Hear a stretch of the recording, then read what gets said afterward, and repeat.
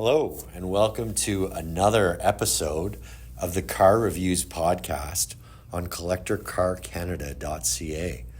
Today we are talking about a restored 1968 Jaguar E-Type Coupe. It's a Series 1.5 coupe with a 2+2 seating arrangement. It's important to note that the seller of this car took advantage of our PPI pre-purchase inspection service. So the car was inspected the week before it went on our site. The results of the inspection are in writing on the listing for the car, and on CollectorCarCanada.CA, this is lot number 189. So again, a restored 1968 Jaguar E-Type Series 1.5 2+2 coupe, and it's had a pre-purchase inspection, the results of which are on our listing at lot 189. So the car is finished in red. The car underwent a restoration before the current owner's ownership. The restoration was completed some 20 plus years ago, and at that time, the color was changed from a pale primrose yellow to the current red you see. The red is over a black interior with leather seats. The reason we know about the pale primrose yellow shade that the car was delivered with from the factory is that the car also comes with a Jaguar Heritage Certificate. So that was prepared by Jaguar and comes with the car. It has all the original colors and when it was dispatched to North America, as well as serial numbers for the major components on the car. Another interesting item about this car is that a louvered fiberglass Series 1 style bonnet has been fitted. Now this was done at the time of the restoration, and as well as the bonnet with the Series 1 style, there are the desirable glass covers over the headlights. So looking at the bonnet and the headlights in isolation, this car has the appearance of a Series 1 despite being a Series 1.5. For Ontario buyers will be interested in knowing that this car is being sold with an Ontario Safety Standards certificate. So nothing to worry about there. Buy this car, go to your license bureau, and you can get license plates once you pay the sales tax. There are authentic Jaguar knockoff 15-inch wire wheels. So that Jaguar moved to the 3 blunts system for the knockoffs for the 1968 model year as required and mandated in the North American market.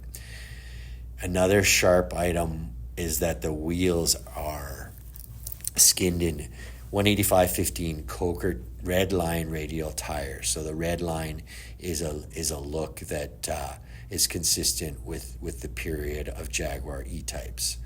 Although the owner has owned the car 10 years, he's only driven it approximately 4,000 miles, and we'll get into the maintenance and repairs that he's done in that considerable amount of time of ownership, but relatively low mileage driven by him. The 3-spoke wood rim steering wheel remains in place, and that's in front of Smith's instrumentation with a 6,000 RPM tach, 5,500 red line. And the 160 mile an hour speedometer is in place. And over the center stack, there are some auxiliary displays: voltage, oil pressure, and water temp. Those are aftermarket displays, and Smith's instrumentation for both fuel level and an analog clock are in place in the center stack. The 5-digit odometer shows under 74,000 miles, though we can't be sure as to the mileage on the car. There's a 5-digit odometer, so true mileage unknown on this car. Following one of the mechanical improvements, which I'll get into, the owner found that the tach was reading 600 RPM higher than it actually was. So an LED understated and under the dash tack has been installed. So RPM reading is most accurately read from this small LED RPM display under the dash. The 4.2 liter inline six with overhead camshaft is said to be running strong with good compression. The owner does mention that, like a lot of Jaguar engines in the period, it does leak some oil from the front and rear main seals, and sometimes there can be some oil consumption from spirited driving. Carburetors were rebuilt fairly recently, winter 21-22, by a Jaguar specialist on Long Island named Joe Curto, well known in the community, and the IRS was rebuilt in 2017. Many other mechanical upgrades. A Cool Cat radiator has been fitted, so that's an aluminum piece.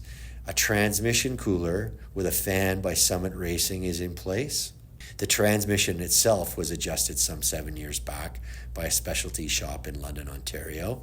There's a 1-2-3 ignition, electronic ignition system, and the differential's been changed. The differential's geared to 3.07 when it was rebuilt by a specialty shop in Cleveland. The stock gearing was 3.54. And most recently, the master cylinder and brake booster were upgraded.